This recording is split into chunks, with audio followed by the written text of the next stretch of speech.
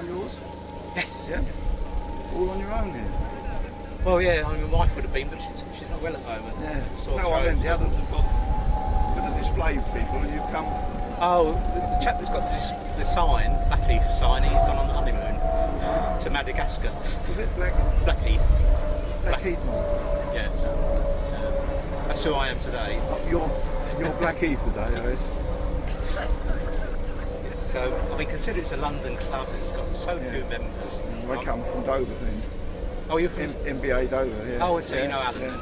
Eh? You know Alan? You know Alan, do you? Oh, yes. Oh, Yeah. Well, I'll be down with this, because I'm from Sevenoaks. Yeah? Yeah. Because normally I'm with the Heron Club. Oh, yes. M.B.A. Yeah. But, yeah. Oh, Alan gets around, doesn't he? He's a Yeah, I saw him at Alfred. fantastic Yeah, when he gets. We went to Daniel's a couple of weeks ago.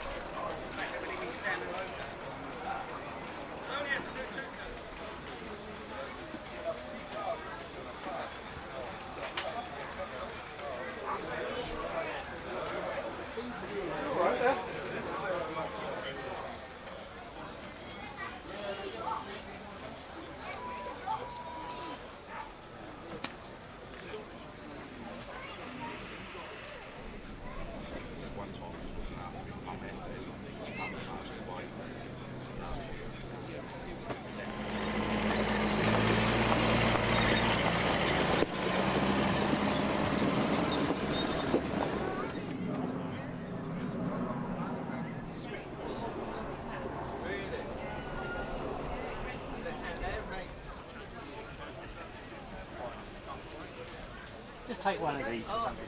Just take it. Massive. Back to you. I even right this year we're going to buy one of those so that I can line up a few. Where was she then? Sarah BBC. Oh, I did it. It's completely and utterly. Only a slow. You haven't got slow charge. You got your battery in the back of the You car. got your battery in the back of the car, bro? What have you got? Yeah. Oh, is it flat already? Yeah, I've got it all down my shirt as well. Supposed to be a French chef. So cool. I find they dish up too much.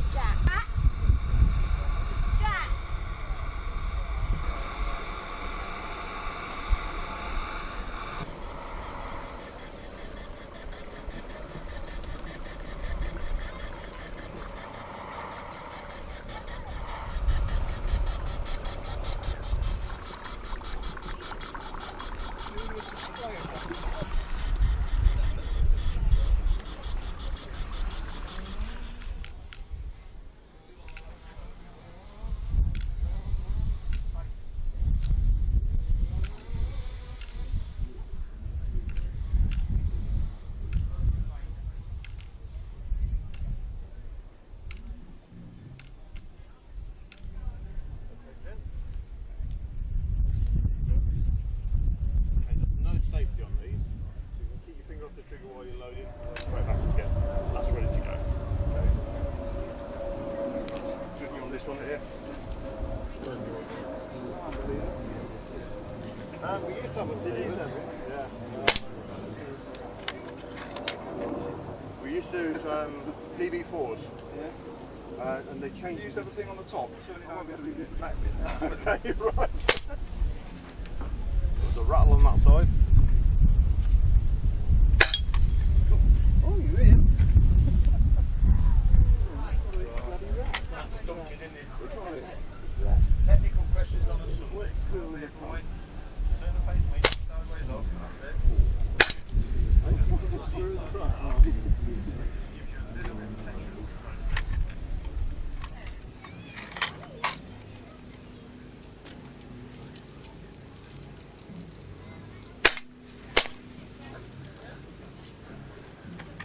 Well, at least we're eating tonight then. See that flag over there? I've got 4 holes in that. You'll have to take me word for it.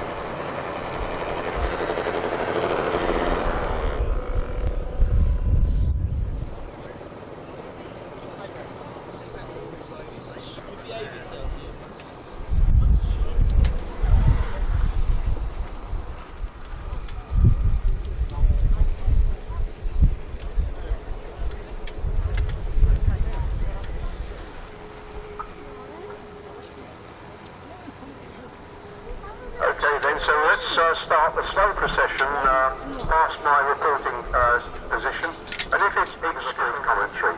So this is a selection of craft from many of the clubs that are visiting today.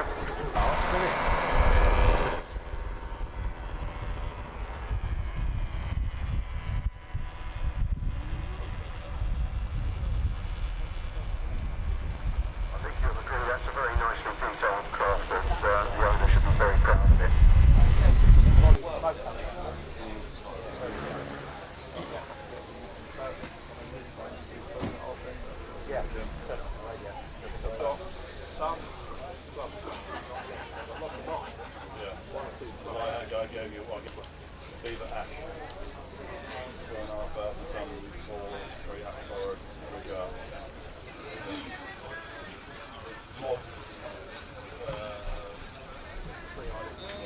Well, no, it's a bridge up. I think it's 3 or 4. I can't remember.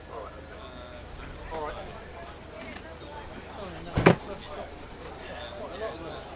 Yeah. Going on to the left. Oh,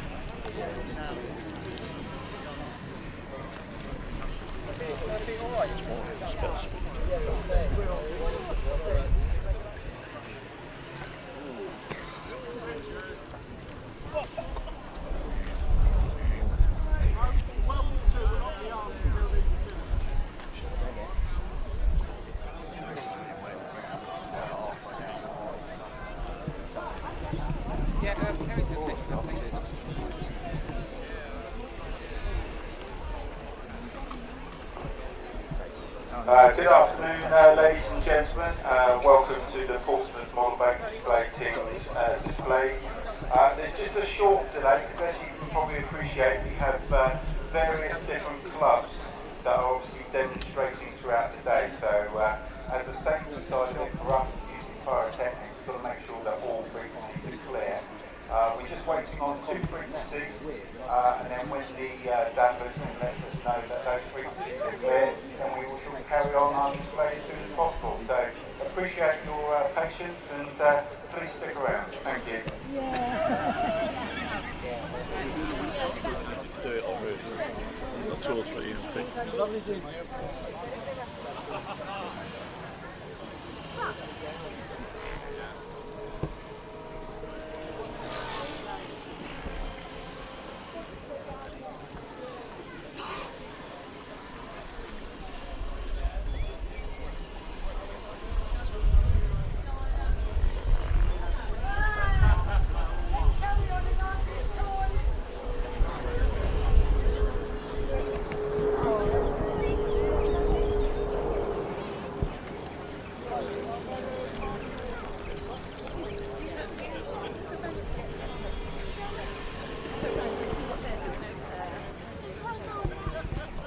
I left my watch at home and put my phone away, so I don't know what time it is.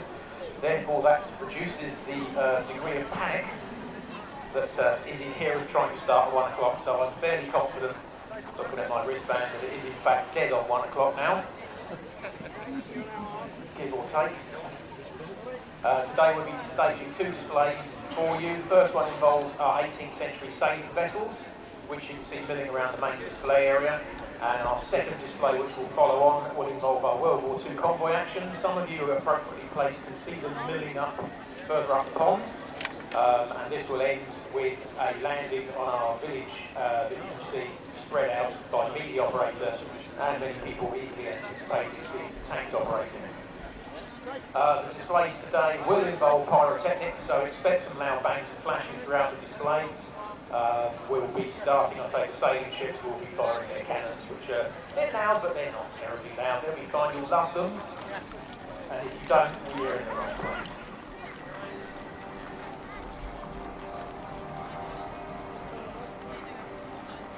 However, fate intervenes as the French ships make their way to safety. Their sails are spotted in the distance by the British squadron, who change course to intercept.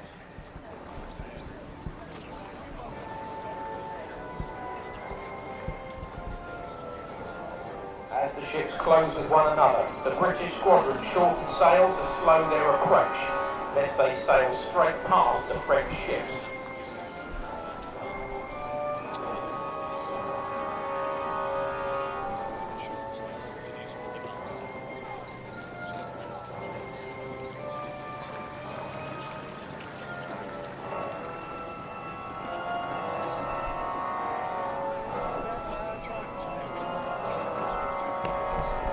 Guns are swabbed out, powder and shots are prepared. The crew on all the ships await the call to action, and the ships close for battle.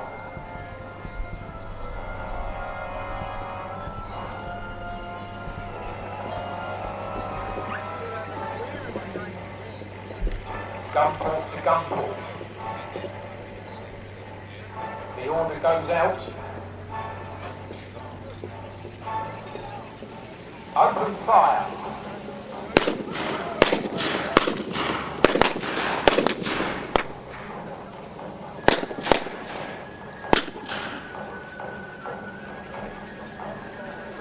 Quickly the action becomes fierce. The ships fire as soon as their guns are brought to bear upon the enemy.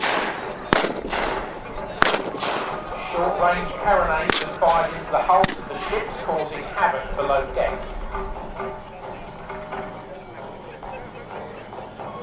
Soon fires are burning on the wooden vessels. The danger of explosion is very real.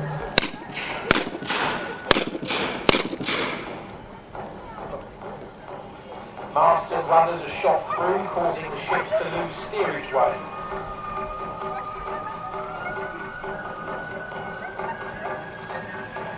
Fires are burning on the big ship Ajax, but are soon extinguished. The British prepare to form a boarding party upon one of the French ships.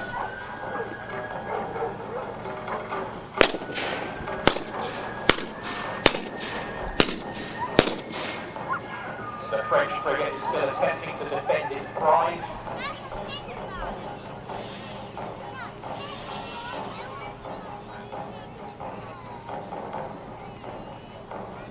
The 64 guns of the superior ship Ajax discourage much further action.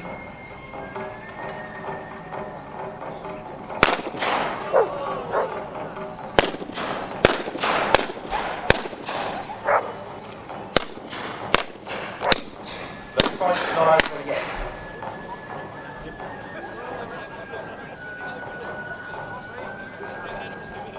In the smoke of battle, Ajax takes out a dispatch vessel. British one.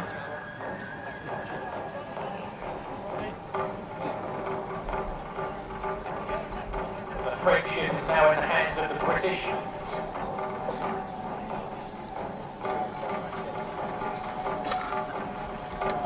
The French frigate makes good her escape, having lost her prize.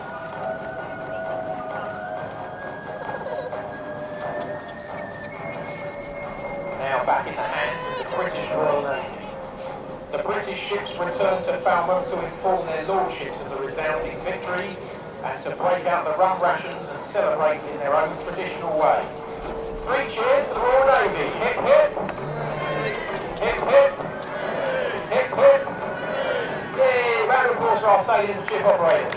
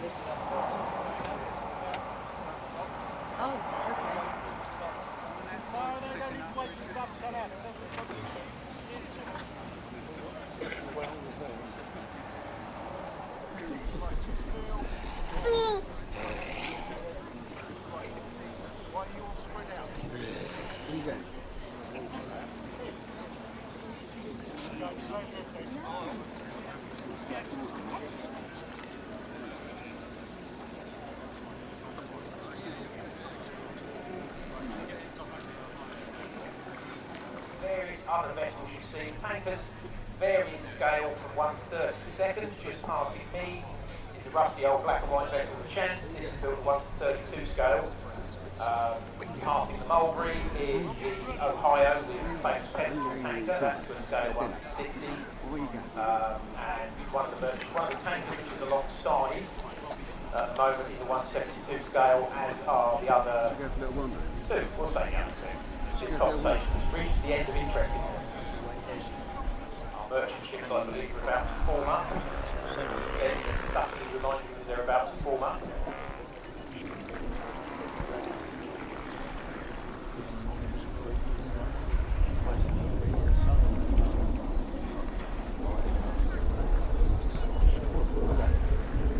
Through the war, never for one moment could we forget that everything happening elsewhere, on land and sea or in the air, depended ultimately on its outcome, and amidst all other cares we viewed its changing fortunes day by day with hope or apprehension.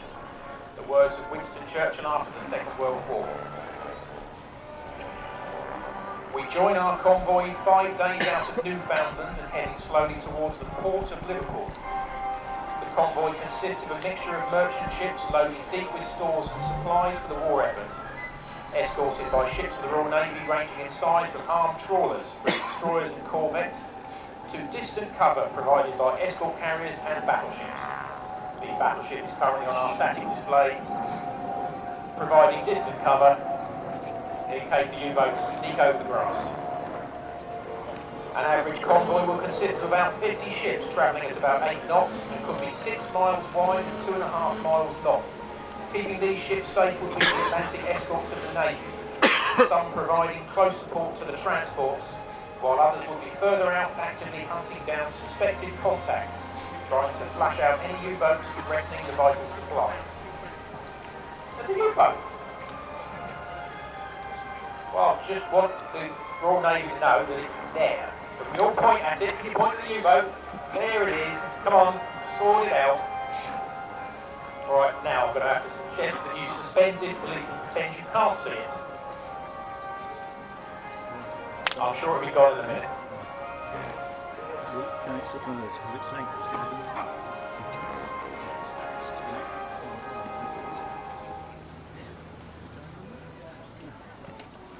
It says here, unknown and unobserved, a U-boat has been shadowing the convoy.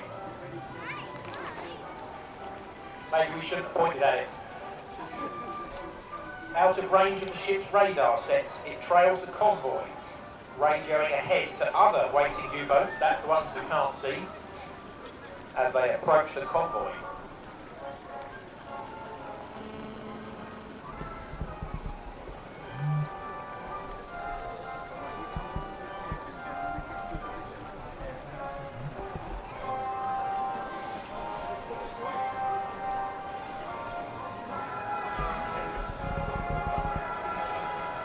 With the U-boat threats lurking, attacks can be expected from any water.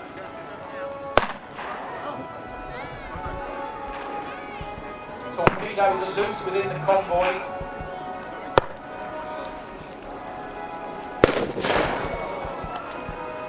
Ammunition has gone up on one.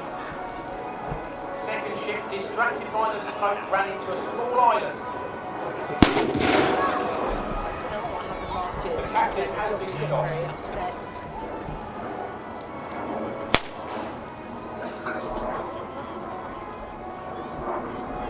The U-boat is still within the convoy, lurking. The threat is still there.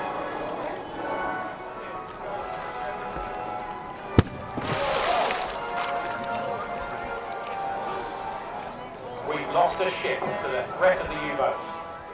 A corvette closes in to see if any help can be offered. A U-boat is loose within the convoy and has pressed home its attack. Escort ships lay a smoke screen with the intention of hiding the merchant vessels from further torpedo attacks, while smaller ships aid the stricken vessels.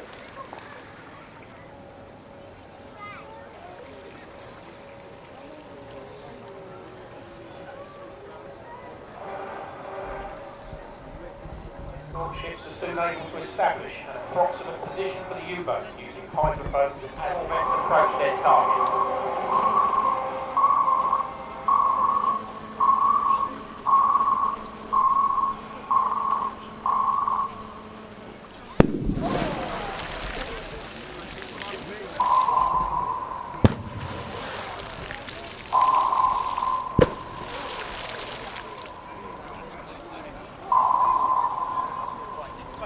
With no return from their echo sounders. Well, there is.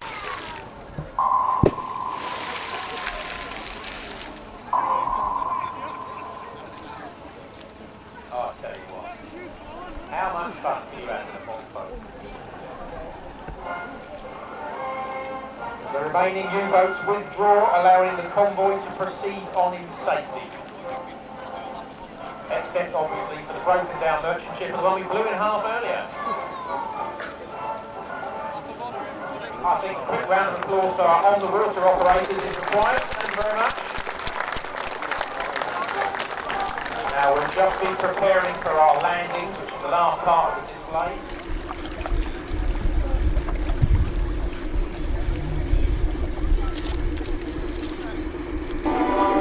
Since 1942, Churchill has been an enthusiastic proponent of the portable harbour concept. In a memo of mid-42, Churchill called for the following: piers which must float up and down with the tide. The anchoring problem must be mastered. Let me have the best solution worked out. Don't argue the matter. The difficulties will argue for themselves. Two harbours, Mulberry A and B, were assembled and were soon in action. Offloading vital supplies at the outer part of the structure is the spud floating jetties, capable of offloading a number of ships at one time.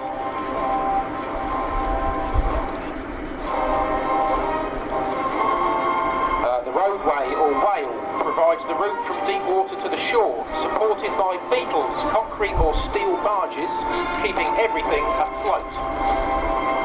The tug you can see by the bridge is a tin tug. These were used extensively in the construction of the mulberries, operating very close on occasions to the bridges. If anybody here is suitably impressed by the smoke unit that it's fitted with, I will save the operator the problem of explaining where it comes from for many, many people.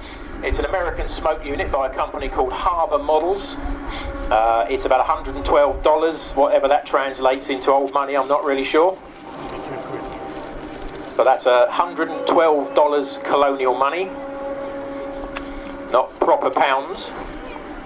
As I say, the tin tugs were sectional tugs built in bits, very simple construction.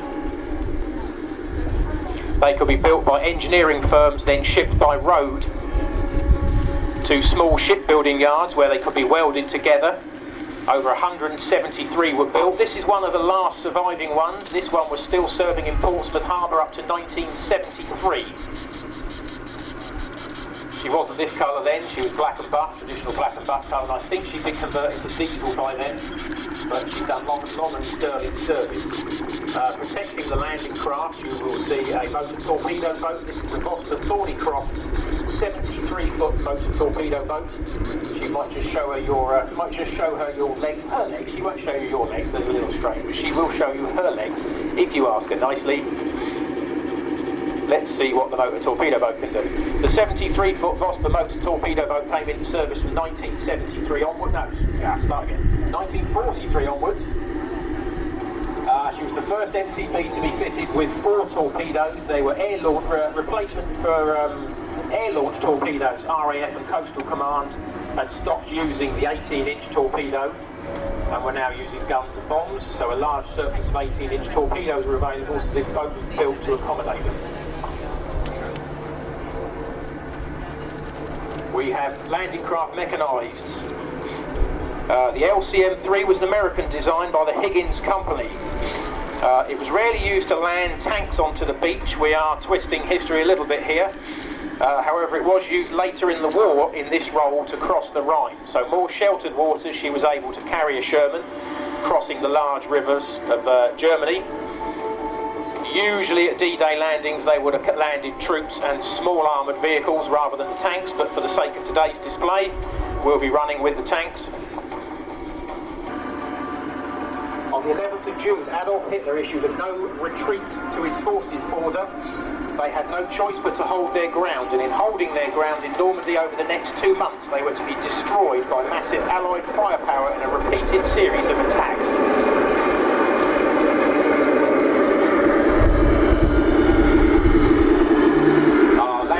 Mechanised LCMs will now be landing some Shermans onto the mulberry to demonstrate this technique.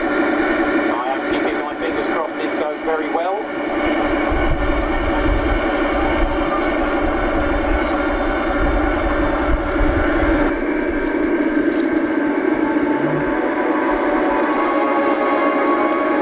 As the first landing craft comes against the mulberry, the door comes down.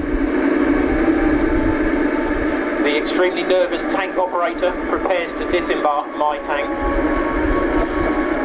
No pressure. What we normally do is keep the throttles on the landing craft, as we've learned from bitter experience that when the tank makes contact with the ground, the tank tracks push the landing craft away and the tank drops into the hole in the middle. Successfully deployed number 1. Now all he's got to do is get onto the ramp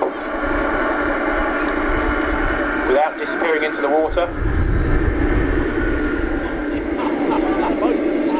And the second landing craft is actually planning to land in Berlin